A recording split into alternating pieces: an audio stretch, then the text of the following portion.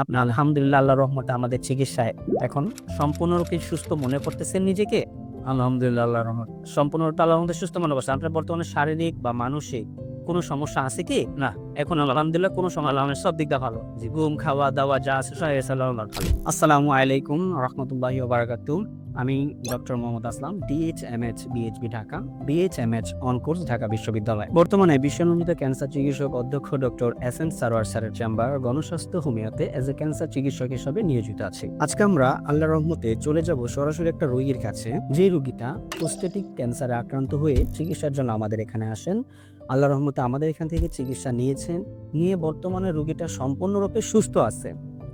তারই হিস্টোরিটা, তারই গল্পটা আজকে আমরা শুনবো। চলুন চলে যাই আমরা সরাসরি রোগীর কাছে। আসসালামু আলাইকুম। আসসালামু আলাইকুম। বাজান কেমন আছেন আপনি? আলহামদুলিল্লাহ। বাজান আপনার নাম কি? আমার নাম মোহাম্মদ আলমগীর হোসেন। জি, আপনার বাবার নাম?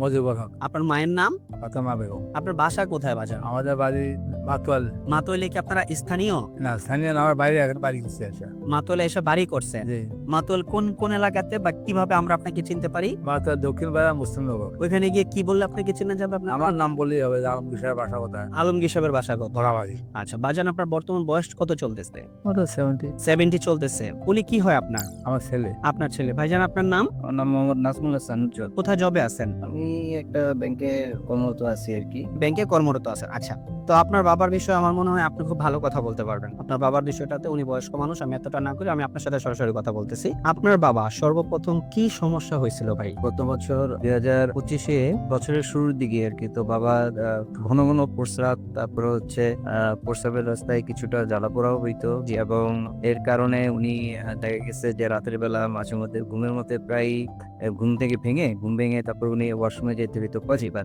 জি। অ্যাট দ্য সেম টাইম ওনার স্বাস্থ্যের যে বর্তমান কন্ডিশন, ঠিক আছে, আস্তে আস্তে ধীরে ধীরে স্বাস্থ্যটা একটু কমতে শুরু করলো, ওজন হ্রাস হইতে শুরু করলো।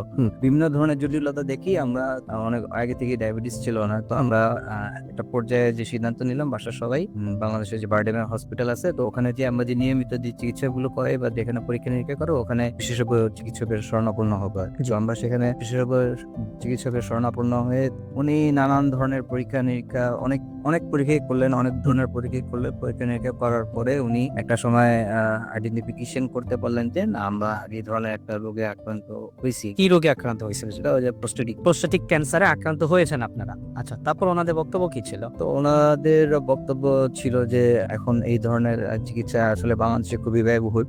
কিছুটা কয়েকটা ইনজেকশন নিতে হবে, আর হচ্ছে গিয়ে যে আরেকটা সার্জারি করতে হবে। যদি সার্জারি করে ফেলি তাহলে সার্জারি করে ফেলার পরে হয়তো ইনজেকশনটা আর নিতে হবে না, মাসে মাসে একটা ওষুধ খেতে হবে। তো অনেক ব্যয়বহুল। তো আমরা সিদ্ধান্ত নিলাম যে আমরা সার্জারি করে ফেলবো।